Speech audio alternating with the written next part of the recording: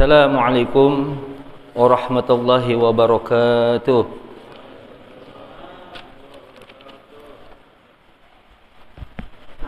Alhamdulillahilladzi anara quluba ibadihi almuttaqin binuri kitabihi almubin wa ja'ala alqur'ana shifaa'an lima fi suduri wa hudan wa rahmatan lil mu'minin.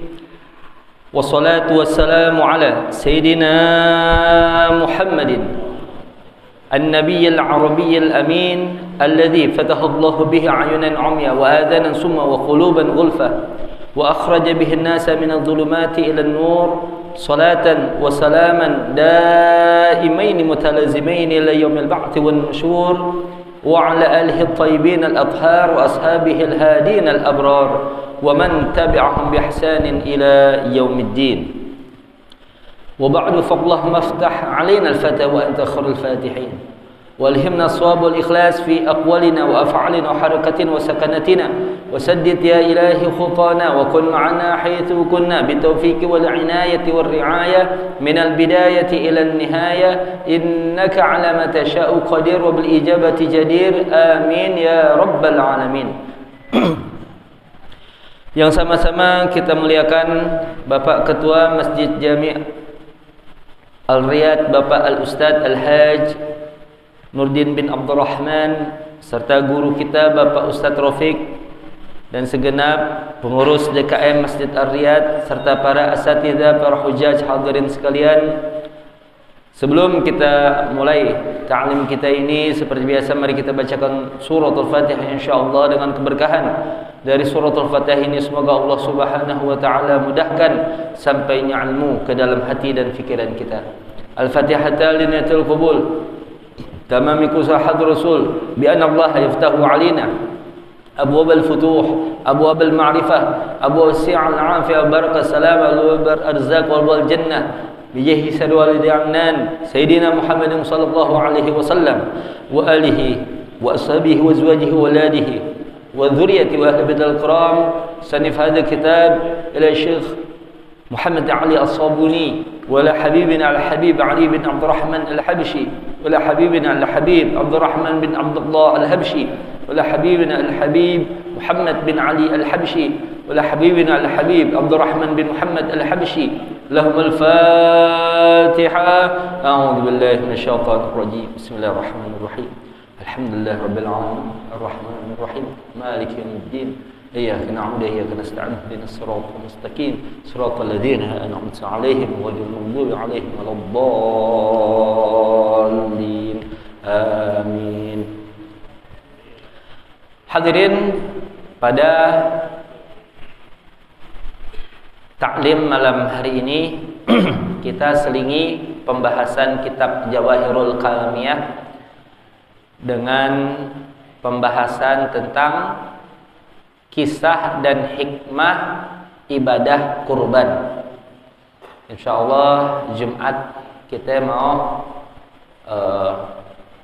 Lebaran, Idul Adha, dan takut lupa kita bilangin di akhir nanti, jangan lupa sholat Jumatnya tetap wajib tuh. Sholat Jumatnya tetap wajib, ya. Kalau dia fatwa begini begitu udah khalas. Jadi Id juga, Jumat juga, ya. Sebab yang namanya dalil harus dilihat keseluruhan. Dalam kitab Al-Um itu ada disebutkan, ya, bahasa, ya, man syaa, bagi siapa yang mau. Artinya kekhususan untuk boleh meninggalkan Jumat itu cuman Nabi peruntukkan buat penduduk kampung Aliyah. Kampung Aliyah itu satu dusun di pinggir Madinah. Jarak dari kampung tersebut ke Madinah itu 6 kilo. Jadi kalau dia Id 6 kilo jalan, pulang 6 kilo lagi, 12 kilo. Entar Jumat dia datang lagi 6 kilo, pulang 6 kilo lagi, 24 kilo. Ya. Nah, buat mereka tuh mau tetap di Madinah sholat Jumat bersama sahabat silahkan, mau pulang silahkan. Buat dia doang, bukan buat yang lain. Begitu ya. Kenapa? Karena di dusun aliyah tersebut emang kagak ada masjid. Ketika itu yang masjid kan ya dilihat dulu. Tidak sembarangan dalam mendirikannya. Masjid cuman ada di Madinah, yakni Masjid Nabawi dalam pelaksanaan sholat Jumat. Sekarang kita masjid berapa kilo dari rumah kita? Nggak ada sekilo, Ustaz. Nah, kelihatan masjid. Jadi nggak gugur kewajiban sholat Jumat buat kita. Jadi memahami dalil begitu, ya. Nah, kita udah jangan diganti-ganti faham kita. Faham yang dibilang taklid buta, biarin taklid buta. Orang madhab kita terbangun di atas 1001 dalil. Nah, hadirin ya. Naam, kita mulai masuk pembahasan. Nanti di rumah dilihat, atau kalau mau lihat Quran terjemahan di masjid disediakan, boleh dilihat juga. Kita bahas tentang tafsir surah As-Saffat dari ayat 99 sampai 111. Ayat 99 sampai 111 surah As-Saffat, ya, surah As-Saffat. Baik. Qala musannif rahimahullahu taala wa damana fa'bihi wa bi'ulumihi fi darni amina qala Allah taala wa qala inni zahibun ila rabbi sayahdin. Dan telah berkata Nabi Allah Ibrahim, sesungguhnya aku akan pergi kepada Tuhanku yang akan memberikanku petunjuk, yang akan memberikanku hidayah. Ini ayat 99. Lamma najahu Allahu minan nar, tatkala Allah Subhanahu wa taala menyelamatkan Nabi Allah Ibrahim dari upaya yang dilakukan oleh Raja Namrud. Beliau dilempar ke api besar, hendak dibakar, tapi Allah selamatkan. Itu api tidaklah membakar Nabi Ibrahim, ya. Allah berfirman kepada api, ya naru kuni barda wa salaman li Ibrahim. Wahai api, jadilah dingin dan menyelamatkan bagi Ibrahim. Jadi nggak cuman dingin doang. Kalau cuman dingin nggak salaman, cuman bardan doang, bisa meninggal juga kedinginan. Nah, begitu ulama bilang, ya. Kuni barda wa salaman li Ibrahim. Nah, selamatlah Nabi Allah Ibrahim. Kemudian wahajara qaumahu wa'tazalahum, beliau pun berhijrah meninggalkan kaumnya, memisahkan diri dari kaumnya. Di mana wilayah kaumnya tersebut? Mesopotamia, Irak. Wilayahnya di Irak. Irak itu peradaban kuno di timur. Irak tuh Mesopotamia, ya. Wal makna inni muhajirun min baladi qaumi ila haitsu amarani rabbi. Jadi makna ini ayat, sesungguhnya aku hendak hijrah, aku hendak meninggalkan negeri kaumku ke tempat yang Allah perintahkan kepadaku. Imam Muqatil mengatakan, huwa awwalu man hajara minal khalqi ma'asarata ila ardi Syam. Beliau adalah orang yang mula-mula berhijrah bersama Sayyidatina Sarah, kita bilang Siti Sarah. Sarah, kalau tulisan bahasa Arabnya Sarah, ya. Ma'asarata ila ardi Syam, ke negeri Syam. Jangan lupa Syam yang dimaksud ketika itu 4 negara sekarang. Ya. Yordania, Lebanon, Suriah, Palestina. Tepatnya beliau di Habrun. Habrun kita bilang sekarang Hebron, Palestina, ya. Kemudian Rabbi habli minas salihin. Ayat yang ke-100, Tuhanku, anugerahkanlah bagiku daripada orang-orang saleh. Maf'ulnya enggak disebut nih, maf'ulun bihnya, objeknya. Anugerahkan apaan dari orang-orang saleh? Nah, di tafsir ini tafsir saya pakai rujukan tafsir Safwatut Tafasir yang susun Profesor Dr. Syekh Muhammad Ali As-Sabuni. Ini luar biasa ya, guru besar ilmu tafsir di Mekah, asli Damaskus. Makanya Mekah Madinah nggak bisa diwahabikan. Banyak ulama-ulama ahlu sunnah tetap mengajar di Mekah Madinah. Ya, di antaranya beliau Profesor Dr. Syekh Muhammad Ali As-Sabuni. Banyak sekali karangan-karangannya. Tafsirnya ay urzuqni waladan minas salihin yu'nisuni fi ghurbati. Ya Allah, anugerahkan aku seorang anak. Nah, ini seorang anak yang termasuk orang-orang yang saleh, yang kan menemani, menyertai, menenteramkan aku dalam keterasinganku. Ya, nanti yang namanya di negeri baru tentu keterasingan itu kagak enak. Kita ke orang baru kemari sanu nggak ditegur, ya kita tegur nggak dijawabin, kan kagak enak tuh. Ya, yang namanya keterasingan begitu. Ya, jadi mohon ya Allah karuniakan aku anak. Karena ketika itu Siti Sarah belum juga mengandung. Ya. Nabi Ibrahim kepengen ada anak itu anak soleh yang menyertainya buat bersama-sama dalam menegakkan agama Allah. Karena hadirin, kalau kita punya orang dekat itu adalah orang soleh, semacam anak atau keluarga atau teman dekat, insya Allah terbantu kita.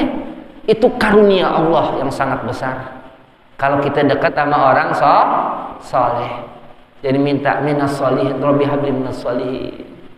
Ya, sebab hadirin, berapa banyak kita lihat orang punya segala macam harta, tahta, kedudukan, anaknya jauh dari Tuhan. Ini kalau begini nggak manfaat. Kita punya harta kalau anak kita nggak mengikuti thariqah, jalan yang kita tempuh, yakni jalan menuju Allah. Kita kemana? Di kemana? Ya. Kalau udah satu tujuan di dalam suatu keluarga, sama-sama menginginkan ridha Allah, insya Allah baiti jannati, rumahku surgaku. Nah, ya. Maka doanya apa? Rabbi habli minas solihin. Al-Imam Ibnu Katsir menafsirkan, beliau yuridu, ya, berkehendak memohon akan auladan muti'ina yakununa 'iwadan 'an qaumihi wa 'ashiratihi alladzina faraqahum. Beliau menginginkan anak-anak yang taat kepada Allah sebagai ganti dari kaumnya, keluarga besarnya yang beliau tinggalkan. Kemudian ayat berikut, fabasyarnahu bighulamin halim. Maka kami beri kabar gembira kepadanya akan seorang anak lelaki yang sangat penyabar. Ini akan seorang anak lelaki yang sangat penyabar. Ay fastajabna du'aahu wa basyarnahu bighulamin yakunu haliman fi kibari. Kami kabulkan permohonan daripada doanya. Kami beri kabar gembira kepada Nabi Ibrahim akan seorang anak laki-laki yang sangat penyabar kelak di usia dewasanya.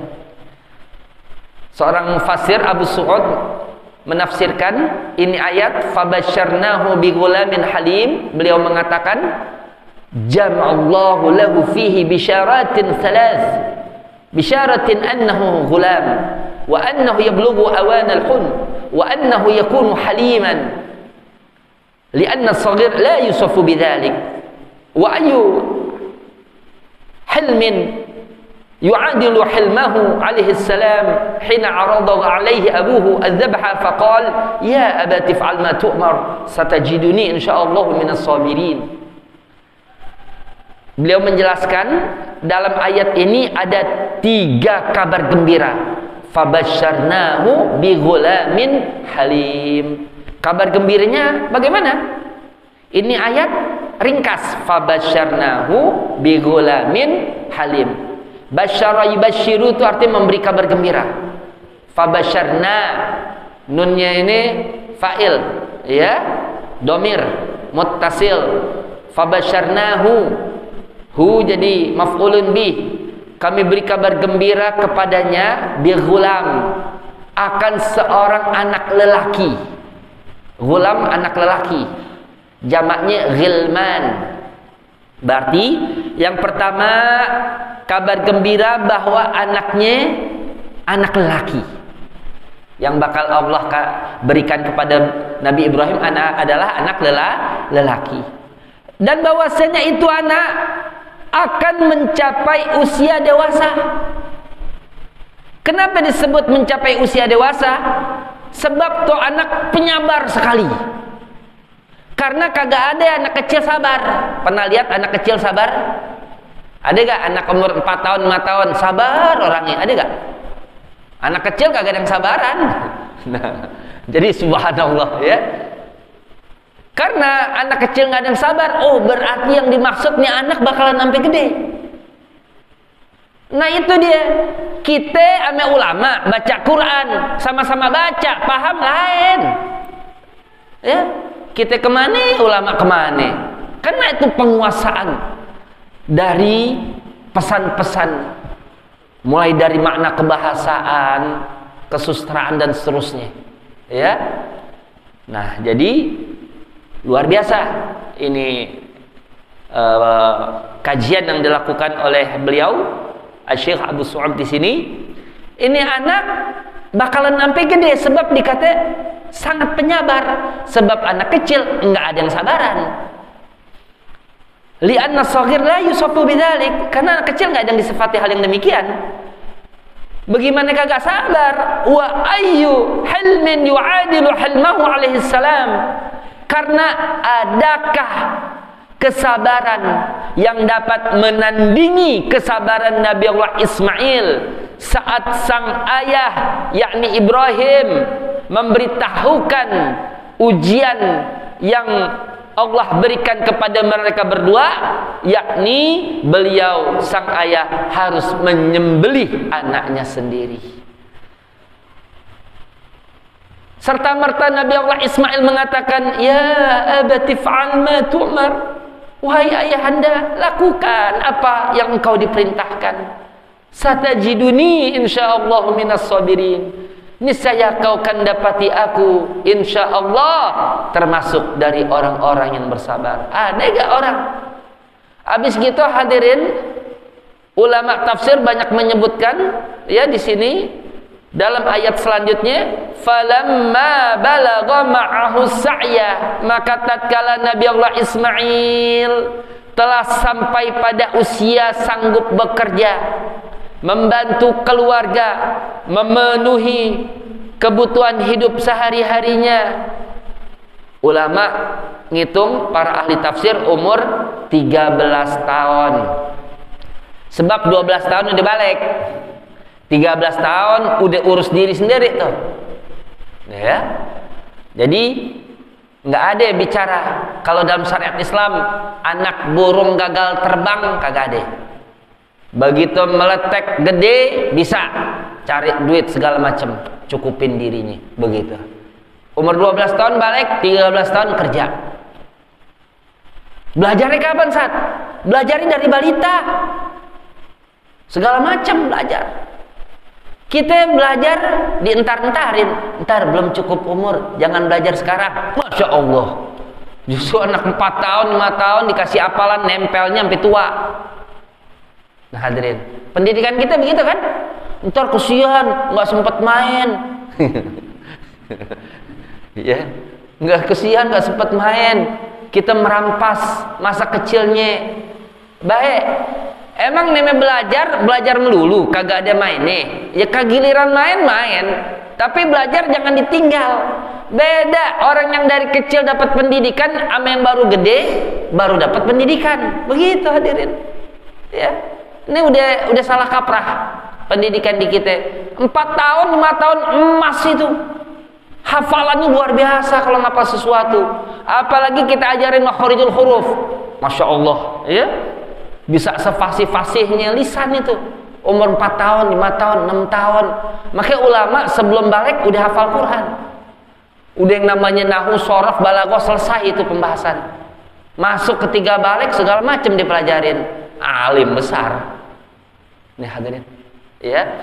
Jadi boleh diterapkan di keluarga kita. 4 tahun, 5 tahun ajarin, suruh ngaji. Baca Iqra dulu. Dulu kita bukan Iqra, kita dulu namanya Qaidah Baghdadiyah. Ya, metode. Jadi nggak ada. Ini huruf apa? Huruf A, kagak ada. Alif kita bilang dulu. Kita bilang dulu apa? Alif, ba, ta, sa, jim, ha. Sekarang ini huruf apa? Huruf ja. Mana ada huruf ja? Huruf jim. Sekarang bilangnya huruf ja. Ya, bukan huruf ja, huruf jim. Ya. Nah, kemudian ya, pada saat mencapai umur sanggup bekerja, datang sang ayah. Datang kalau ayah Nabi Ibrahim di Palestina, jauh dari Mekah. Sang anak ini, ya Allah, bagaimana nggak dikata sabar? Dari kecil ujiannya udah luar biasa Nabi Allah Ismail. Dari kecil bersama ibunda tercinta Sayyidatina Hajar. Ini Sayyidatina Hajar, Masya Allah ya, seorang budak berkulit hitam yang Allah muliakan dunia dan akhirat. Ini Siti Hajar nih, Masya Allah ya, seorang ibu teladan, wanita solehah yang senantiasa jadi sebutan, yang amalannya jadi amalan buat orang yang pergi haji ke tanah haram, apa yang disebut sa'i.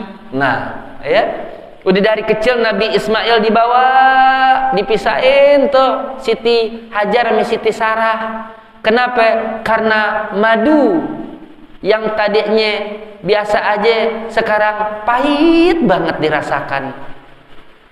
Paham maksudnya madu pahit? Ini madu jadi pahit begini nih, Masya Allah. Kan yang nyuruh nikah Nabi Ibrahim sama Siti Hajar kan Siti Sarah. Ya. Siti Hajar dapat anak duluan Nabi Ismail. Lama-lama perhatian orang, anak Nabi Ismail lucu gitu. Ya Allah, ya.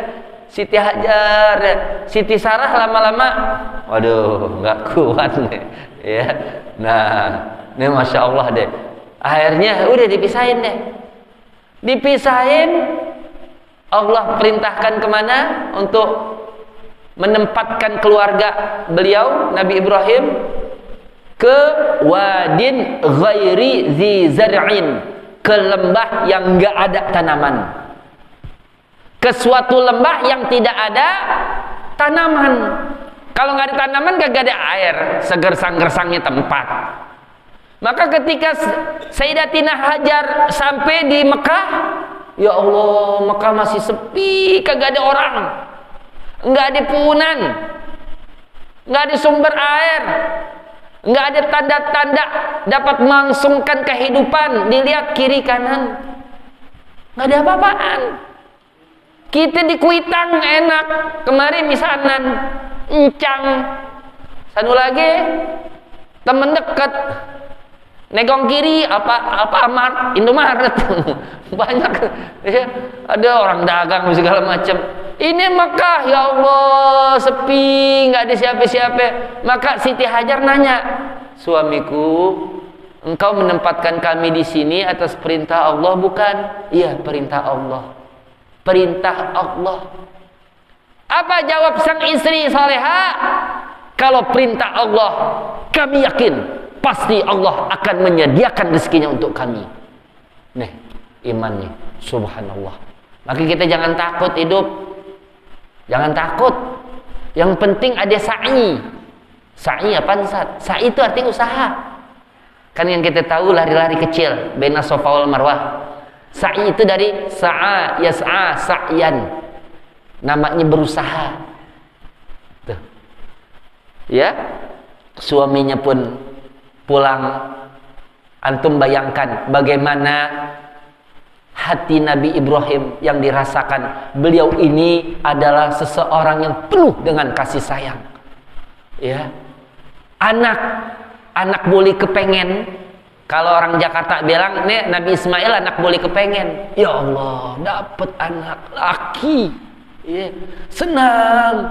Saking senangnya hadirin, ada satu cabang di hati beliau terpaut dengan Nabi Ismail saking sayangnya.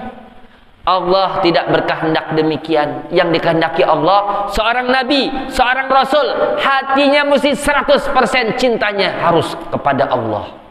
Nggak boleh ada tempat sedikit pun di hati para nabi dan rasul kepada selain Allah. Ini cinta doang, cinta bukan penyembahan, cinta. Ya, bicaranya cinta ada satu cabang doang sedikit, langsung dapat ujian. Beliau harus menyembelih orang yang paling dicintai. Nah, hadirin, dilakuin. Nah, ketika meninggalkan Mekah, meninggalkan anak dan istri, kita kan kalau tempatin anak sama istri kita di tempat yang aman nggak? Kalau bisa yang dekat sama saudara kita. Iya, biar ada yang lihatin. Nih, ya Allah. Ya. Itu dari masih bayi terus.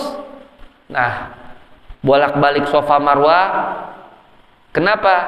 Air habis, makanan nggak ada, air susunya pun udah kering.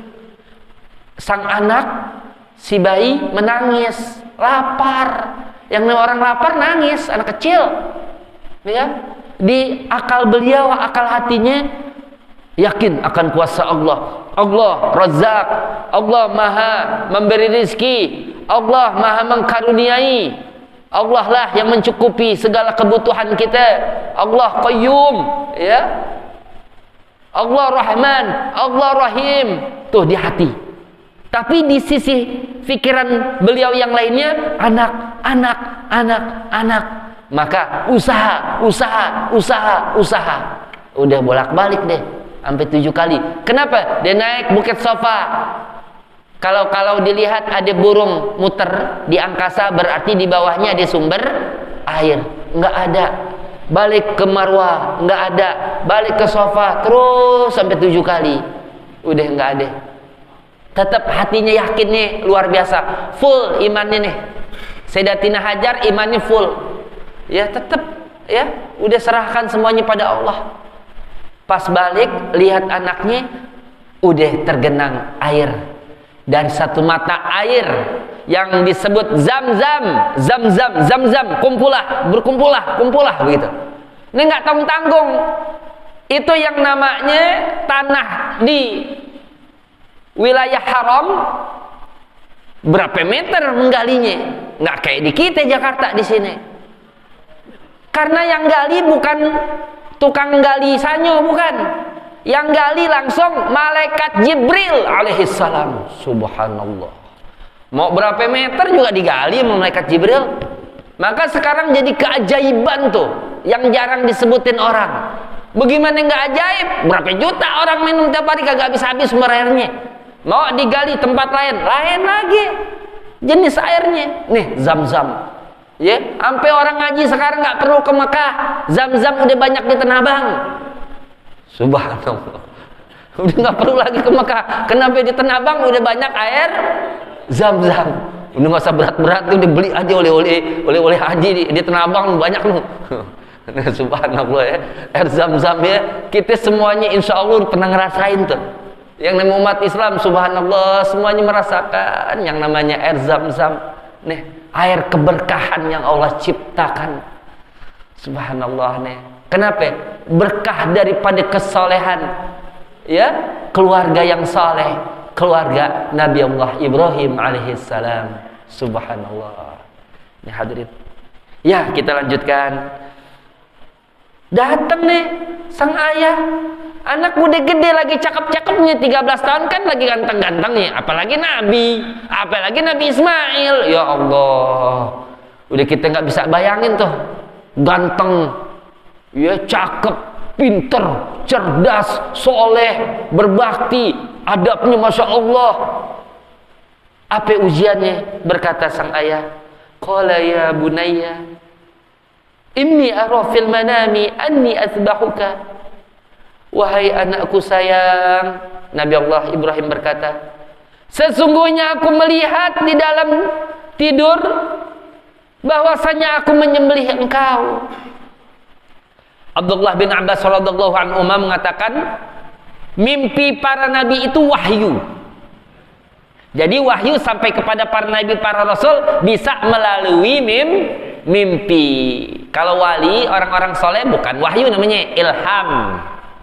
Karena yang wahyu cuman nabi dan rasul, begitu. Wahyu. Kenapa? Karena para nabi tanamu uyunuhum wa la tanamu qulubuhum. Terpejam mata mereka tapi tidak tidur hati mereka. Tuh para nabi. Hadirin ya. Wahyu, fanzur madza tara, maka lihatlah bagaimana pendapatmu. Nah, di sini dijelaskan, bukan di sini Nabi Ibrahim bermusyawarah, bukan.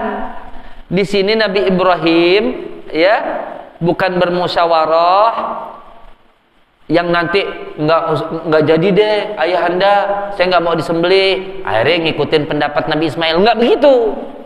Fanzur madza tara di sini apa maknanya? Alhamdulillah, maka kita lihat, kita buka tafsir di sini ya.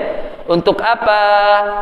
Untuk supaya liyu'lima, untuk memberitahukan wahyu yang Allah sampaikan kepada beliau, sehingga hati sang anak pun mantap dan dapat bersiap-siap untuk kesabaran yang optimal, yang semaksimal mungkin, kesabaran sedalam-dalamnya sabar. Tuh, nyiapin diri, oh bakal ada ujian begini, siap-siap. Nah, hadirin ya. Maka jawaban dari Nabi Ismail, anak yang soleh, ya qala ya abati fa'al ma tu'mar, wahai ayahanda, lakukanlah apa yang engkau diperintahkan, satajiduni insyaallah minas sabirin, niscaya engkau akan mendapati aku insyaallah termasuk dari orang-orang yang bersabar. Ayat selanjutnya, falamma aslama wa tallahu lil jabin, maka tatkala keduanya pasrah menyerah untuk perintah Allah, dan Nabi Allah Ibrahim pun telah membaringkan sang anak, yakni Nabi Ismail, untuk disembelih. Wa nadainahu ayya Ibrahim qad saddaqta ar-ru'ya, dan kami berseru kepada Nabi Ibrahim, wahai Ibrahim, sungguh engkau telah membenarkan mimpi. Artinya telah membenarkan wahyu yang Allah sampaikan kepadamu. Kau telah tunaikan, laksanakan segala apa yang diperintahkan. Hadirin, Abdullah bin Abbas meriwayatkan, tatkala Nabi Allah Ibrahim sudah bersiap-siap menyembelih sang anak, saat sudah direbahkan di sisi beliau, berkatalah sang anak, yakni Nabi Allah Ismail alaihissalam, apa gerangan ungkapan ucapan yang keluar dari anak saleh saat sang ayah hendak menyembelihnya. Nah, ucapan Nabi Allah Ismail. Ya abati, ushdud ribati hatta la attariba. Wahai ayahanda, kencangkan ikatanku. Kencangkan ikatan di badanku ini agar aku tidak dapat meronta, tidak dapat berontak. Waqfuf thiyabaka li'alla yantadhiha 'alaiha syai'un min dami fatarahu ummi fatahzan. Jaga wahai ayah pakaianmu jaga, jangan sampai terkena percikan darahku. Nanti kalau ibu lihat, ibu akan bersedih akannya. Ya, nanti kalau dilihat sama ibu, ya ini apaan, darah apaan? Darah anak kita. Nanti ibu sedih ya. Nih, sang anak bilang, wa ahida syafrataka, tajamkan pisaumu, wa asri' biha ala halqi, bergegaslah untuk menyembelihku, liyakunal mautu ahwana alayya, agar kematian lebih ringan bagiku. Wa idza ataita ummi faqri'ha minni assalam. Ayah, jika kau telah kembali kepada ibu, tolong sampaikan salam dariku. Wa in ra'aita an tarudda qamisi 'alaiha faf'al. Jika engkau menganggap, kau berfikir, bila mana kau memberikan bajuku ini kepada ibu, maka lakukanlah. Kalau kau hendak memberikan bajuku ini, gamisku ini kepada ibu, lakukan wahai ayah. Ambil bajuku untuk ibu. Untuk apa? Fa innahu asa iyakuna aslalaha anni. Maka sesungguhnya moga-moga gamisku ini, bajuku ini akan menjadi sesuatu yang menghibur ibu dalam mengenangku. Faqala lahu Ibrahim, Nabiullah Ibrahim saat mendengar siapnya sang anak untuk dikorbankan, sabarnya sang anak untuk menerima ujian, Nabiullah Ibrahim pun mengatakan, ni'mal aunu anta ya bunayya ala amrillah.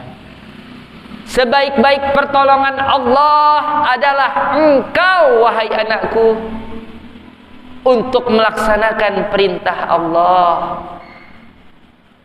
Nah hadirin ya. Jadi kalau kita dapat ujian musibah, kita kepala rumah tangga, suami dapat ujian, istri kita sabar, anak kita sabar, enak gak? Enak tuh ya Allah. Yang kita sedih kalau enak, mereka enak, seneng mereka, istri anak kita. Giliran dapat ujian, dapat musibah, mereka nggak mau, nggak ada yang sabaran. Sedih gak kita?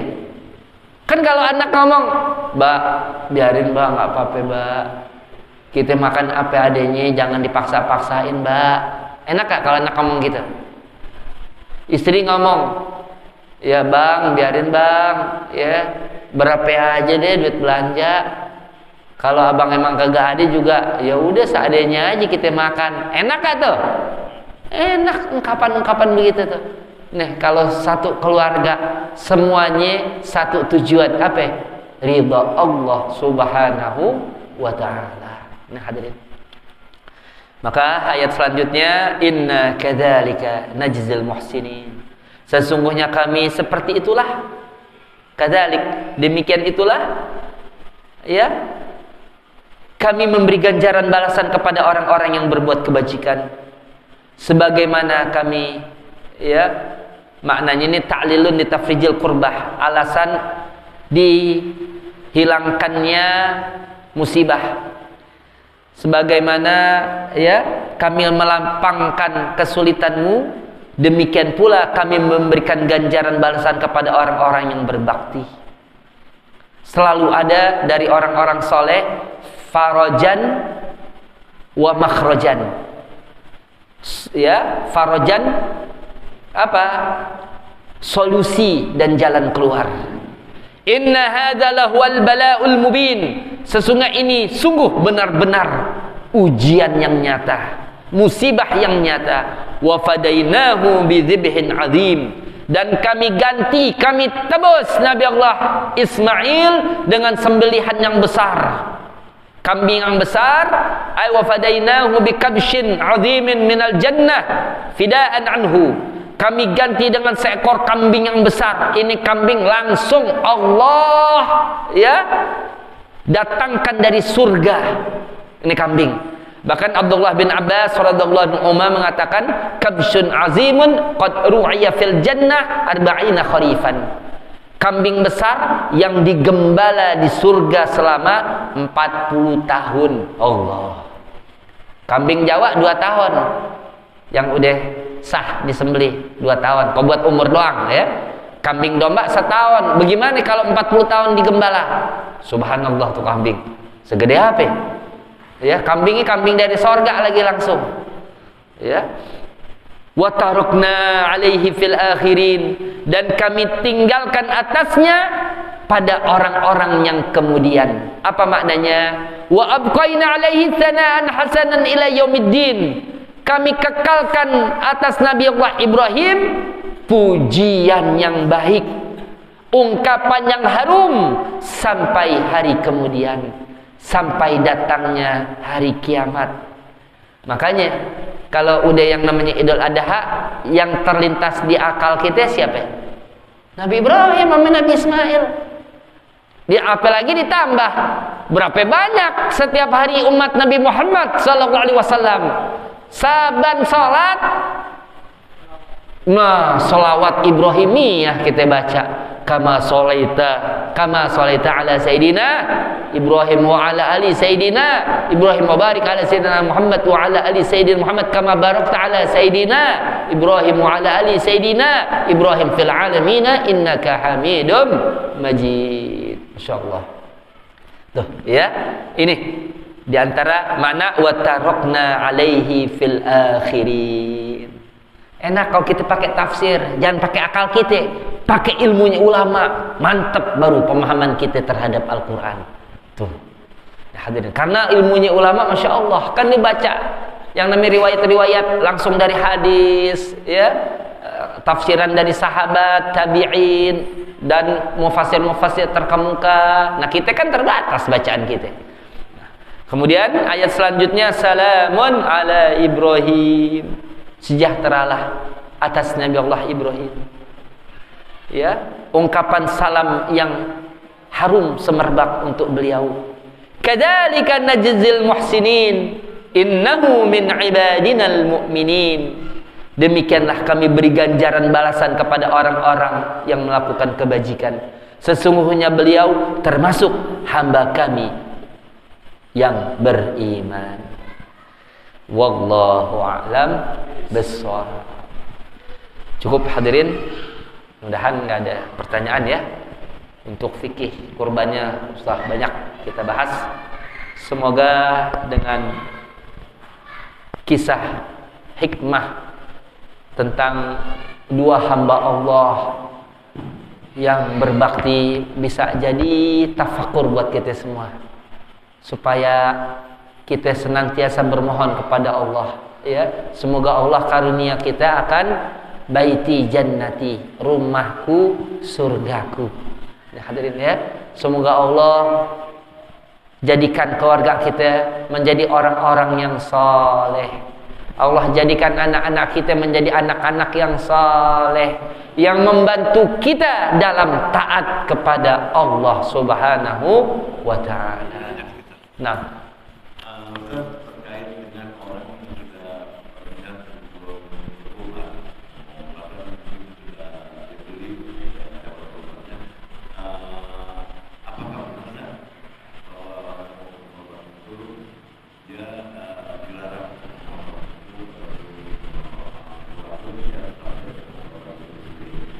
ya. Jadi dalam hadis itu lafaz aroda, ya. Apabila masuk bulan Dzulhijjah, terus salah seorang dari kalian aroda, kepengen berkurban, falyumsik, makan tahan, jangan dipotong rambut, jangan dipotong kukunya. Nah, di sini kalau udah pakai lafaz aroda yuridu irodatan, berarti maknanya ini adalah kesunahan. Maknanya kesunahan, bukan suatu kewajiban. Jadi enggak boleh kalau dilakukan itu makruh. Apa?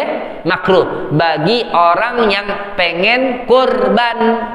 Kalau yang enggak kurban, enggak kenapa. Tapi tetap ada uzur juga.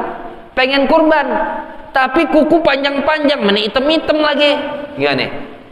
Kok kita nggak bersihin kan susah ntar. Pen wudhu, waduh lama bersihin nih. Potong jangan. Potong. Karena kepanjangan kuku misalnya. Ya kecuali kita bersih kuku kita nih. Udah kepanjangan, udah daripada ntar kagak sah wudhu kita. Begitu. Ya, satu. Tapi ada ulama yang memahaminya berbeda. Silahkan pilih. Kalau udah khilafiyah silahkan antum mau pilih yang mana begitu.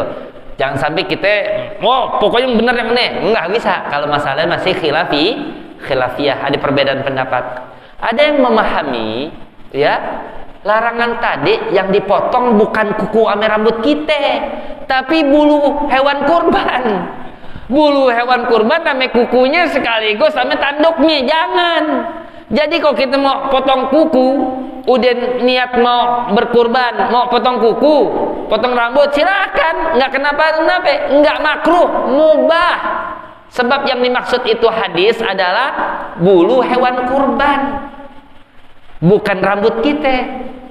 Karena dasar dalilnya, ya ada hadis ketika sahabat bertanya kepada Nabi, ya Rasulullah, mahyal adhahi, ya Rasul, apa sih yang disebut ibadah kurban? Nabi pun menjawab, sunnatu abikum Ibrahim. Ibadah kurban itu sunnah. Sunnah di sini maknanya ajaran, syariat. Sunnah jadi nggak melulu dipahami ma yusabu ala fi'li wala yu'aqibu ala tarkih, nggak melulu begitu. Kalau yang begitu tuh namanya dalam masalah hukum syariat. Ya. Sunnah dalam pengertian dikerjain dapat pahala, ditinggalin nggak disiksa atau nggak dapat dosa. Itu makna sunnah secara hukum. Tapi secara umum sunnah maknanya apa? Ajaran, syariat. Itu maknanya sunnah. Sunnatu abikum Ibrahim. Itu merupakan ajaran syariat nenek moyang kalian, yakni Nabi Allah Ibrahim. Nanya lagi sahabat, malana minha, apa yang kami dapati dari ibadah kurban ya Rasul? Likulli sya'ratin hasanah, bagi tiap helai bulunya ada satu kebajikan. Subhanallah. Ada yang pernah hitung bulu kucing? Bulu kucing nggak kehitung. Kalau bulu kambing apa lagi? Masya Allah, banyak kebajikan. Ya, itu saat kalau kurban sampai kaya dulu? Enggak sampai kaya, enggak nunggu kaya. Pokoknya kalau ada makanan buat 4 hari dari malam takbiran tuh, hari raya tanggal 10 Zulhijjah sampai 3 hari tasyrik udah ada nih. Terus ada duit nih 4 juta 5 juta kan dapat tuh kambing satu. 4 juta 5 juta, terus utang belum jatuh tempo, terus belum bayar ini, terus belum bayar itu. Nah kalau masih ada sangkut paut, bayar dulu, wajib. Nah begitu. Ya, kalau emang kagak ada duit belum perlu nih bayar, beli tuh kambing. Demikian. Ya, jadi ada yang berpendapat bukan rambut kita, tapi bulu kambingnya. Berarti gunting kuku sama gunting rambut hukumnya mubah, boleh, nggak makruh buat orang yang sudah niat kurban. Silahkan antum pilih yang mana. Ya, cukup saja. Ala bi dzikrillahi tatmainnul qulub. La ilaha illallah Muhammadur Rasulullah. La ilaha Muhammadur Rasulullah. La ilaha illallah Muhammadur Rasulullah. La ilaha illallah. La ilaha illallah. La ilaha illallah. La ilaha illallah. La ilaha illallah. Allah, Allah, Allah, Allah, Allah, Allah, Allah, Allah, Allah,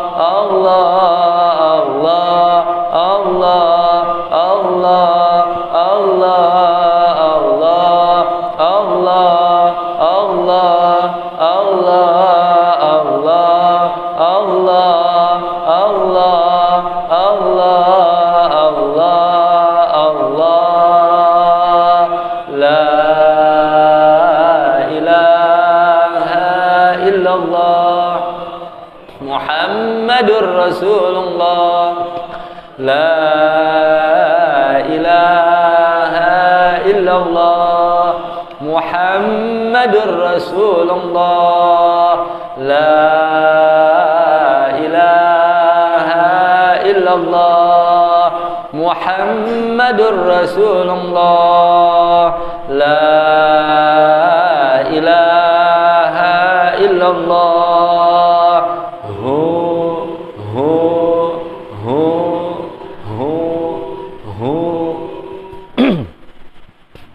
الفاتحة لروح سيدنا رسول الله محمد بن عبد الله وآله وصحبه ومن والاه وجميع أولياء الله وأسفياء الله خصوصا سادتنا العلويين وأولياء الكون أجمعين ثم إلى روح مشايخ الذكر والتوحيد السيد عمر بن عيسى بارق السمرقندي وسيدنا حبيب عمر بن عبد الرحمن الطاس وشعر بن عبد الله باراس والحبيب عيسى بن محمد الحبشي والحبيب علي بن حسن الطاس والحبيب علي بن حسين الطاس وشيخ محمد بن عبد القادر البعشر وشيخ محمد بن أحمد بن مشموس وحبيبنا والحبيب علي بن عبد الرحمن الحبشي والحبيب عبد الرحمن بن عبد الله الحبشي والحبيب محمد بن علي الحبشي والحبيب عبد الرحمن بن محمد الحبشي وشيخنا كيهدي معلم محمد شافي هذامي وجميع مشايخ الذكر والتوحيد أينما كانوا حلت أرواحهم أن الله يتغشى برحمته والمغفرة ويحيينا على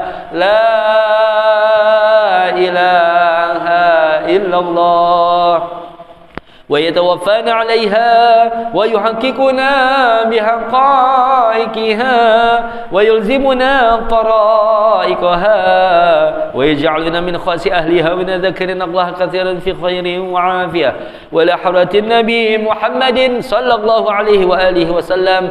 الفاتحة. أعوذ بالله من الشيطان الرجيم. بسم الله الرحمن الرحيم.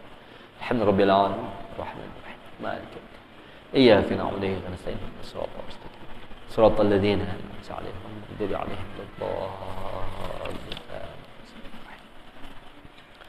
الحمد للغفور للعبد ذي الغرور والفرط في الأمور وحماقة الحبور وصلاة الله دواما وسلامه تماما على من يجيء إماما ولأنبياء ختاما وعلى الآل الكرام وصحبك النجوم في قدوة المرام للعرب والأعجام. يا رب لنا اعترفنا بأننا قد اعترفنا وأننا أسرفنا وعلى لظى أسرفنا فتب علينا توبة تغسل كل حوبة واستر لنا العورات وآمن روعاتي واغفر لوالدينا